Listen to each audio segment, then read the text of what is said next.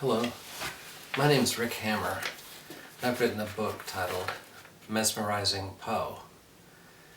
It's based on The Mystery of Marie Rogêt, written by Edgar Allan Poe.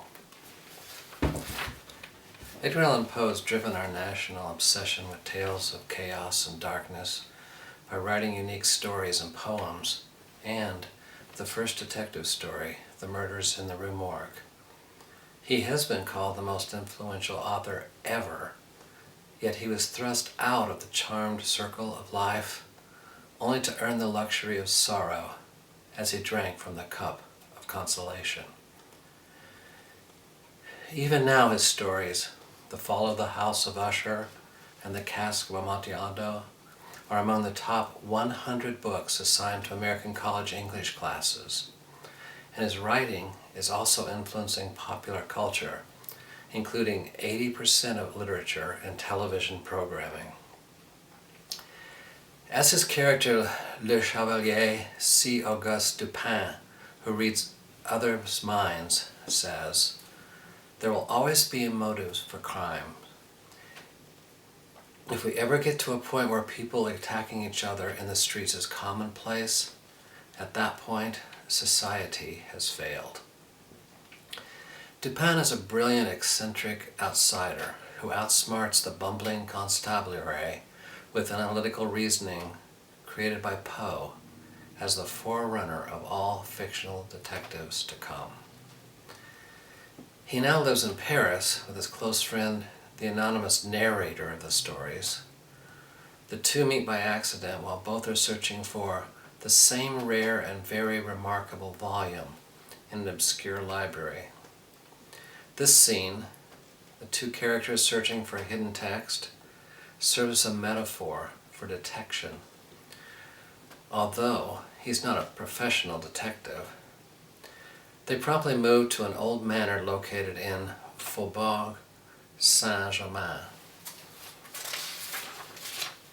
For hobbies, Dupin is fond of enigmas, conundrums, and hieroglyphics. He bears the title Chevalier, meaning that he is a knight in the Légion d'honneur. Dupin's name also implies the skill of duping or deception.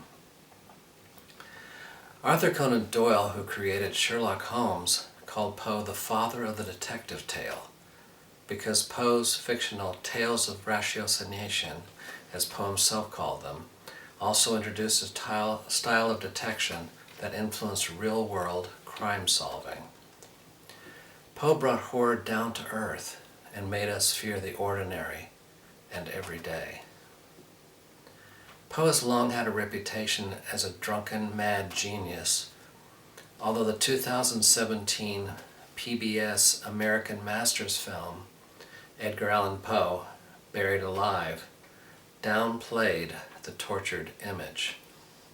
But as Poe famously wrote in The Premature Burial, the boundaries which divide life from death are at best shadowy and vague, and his voice is still heard from beyond the grave. The story I have written, Mesmerizing Poe, reveals Edgar Allan Poe writing his story, The Mystery of Marie Rogêt, as his eyewitness informant betrays his trust. The premise of my metafictional neo-noir detective fiction novel is not just that Poe's tale wove mystery and suspense, but also that Poe is hired by a dark horse political candidate for mayor to solve the homicide of a beautiful young girl who had once worked for the office seeker. Although through the candidate's subterfuge, the killer was revealed as a sailor, and the contender was cleared of all suspicion, sardonically, the candidate eventually confessed to committing the murder. The target audience could also enjoy feeling his style of spiritualism during his imaginative quest for the bitter truth about a murder. Poe had written in The Philosophy of Composition, "The death then of a beautiful woman is unquestionably the most poetical topic in the world." With this aim, he staged his tale about Mary Rogers by using his own double, the alter ego Auguste Dupin, to find the key to the crime. While arousing the fascination of the public, Poe's psychological persona masked his darker Gothic depths or his bipolar disorder. Poe is still fascinating to the public, as shown by identifying the voice of Poe in over 16,000 works within library holdings. My years of writing included researching in libraries the original story at New York Mercantile Library, in Baltimore, in Philadelphia, in New Jersey, and in Paris. Now, Mesmerizing Poe is immediately available on the Amazon Kindle Direct platform.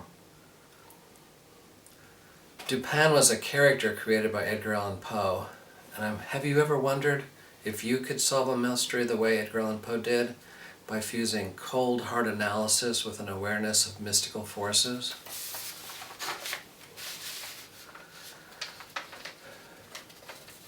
My true crime story is a psychological thriller based on Poe's story titled The Mystery of Marie Rogêt that shows how Edgar Allan Poe's detective character, Chevalier Dupin, meets Monsieur Leblanc, who runs a perfume store.